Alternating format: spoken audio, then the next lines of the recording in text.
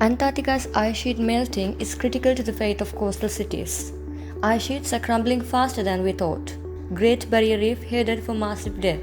These are the news we hear on a daily basis, and we are celebrating an Earth Day while keeping the Earth at a highest risk of extinction. The only optimistic thought left in the climate crisis campaign is that at least the people are becoming more aware of these crucial impacts day by day. But unfortunately, that awareness too is facing threats now. Yes, while there are millions of people ready to campaign on the risks of climate crisis, a particular group is spending millions in dollars to collapse those efforts. Who are they?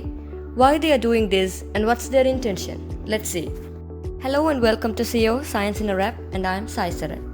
Leaders Summit on Climate. On April 2021, President of the United States Joe Biden convened 40 world leaders on a summit on climate where many countries have committed to implement measures to reduce the greenhouse gas emissions, including the United States pledged to cut the greenhouse gas emissions by 50 to 20% by 2030. Most ambitious target. And this tells us how awakening the climate crisis is. We are worried that we are already late in realizing it. On the other hand, some people are trying to disprove the climate crisis science and normalizing the crisis as a natural phenomena. But who are they? If you question who will be affected if the carbon reduction policies are signed, the answer is obvious: the energy industry and political lobbyists. A recent estimation revealed that the world's 5 largest publicly owned oil and gas companies spend about $200 million per year on lobbying to delay or block binding climate policies. This well-planned climate change denial has contributed to the lack of progress in reducing global greenhouse gas emissions. And they tell different types of stories binding the facts of climate change, which leads the people in the wrong direction and make them less focused. So let's break those lies and speak the truth. First one, climate change is just part of the natural cycle. Of course, climate change is a part of the natural cycle, but climate crisis is not.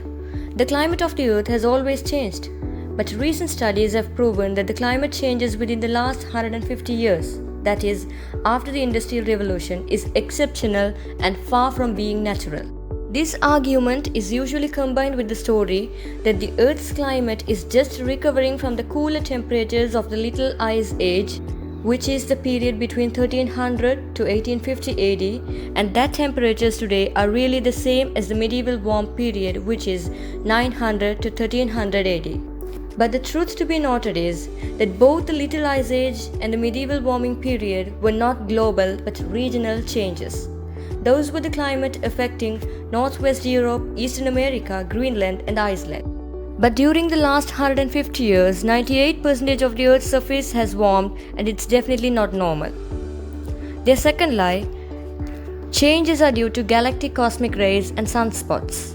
Sunspots are storms of the sun's surface that come with intense magnetic activity and can be accompanied by solar flares. These sunspots too have the power to influence the climate on Earth. But scientists have been recording the amount of solar energy hitting the Earth, and no upward trends have been noted, so this isn't the reason for the global warming. Galactic cosmic rays are high-energy radiation that originates outside our solar system and may even be from other galaxies. It has been suggested that they may help to make clouds. Now the climate science deniers say that the amount of GCR hitting the Earth is getting low, and thereby cloud formations are reducing, which allows a greater part of sunlight directly into the Earth, and that is the reason for global warming. But in fact, the contribution of galactic rays in the cloud formation is very less. Secondly, over the last 50 years, the amount of GCRs have actually increased. So even if what they are telling is true, GCR effects should be cooling the Earth by now. Carbon dioxide is a small part of the atmosphere. It cannot have a large heating effect. This is the most popular lie, as most of the CO2 released is by the energy industry. Being less in amount doesn't make the gas unreactive or neutral, and carbon dioxide makes 0.04% of the total atmosphere. Being a strong greenhouse gas, it would definitely play a role in absorbing the sunlight more and keeping the planet warm. One more argument they say: scientists manipulate all data sets to show a warming trend. If it is the case, it would require a conspiracy covering thousands of scientists in more than 100 countries to reach the scale required to do this. And nations like the United States and the European Union are not blind to spend huge amounts on some conspiracy theories of a group of scientists. Mistakes in scientists' calculations and methodologies have been spotted out and changed, but not their theory on the overall global warming. There is no scientific support for the continuous denial of climate change, but they are still continuing it. The nations and leaderships won't get distracted by these conspiracies.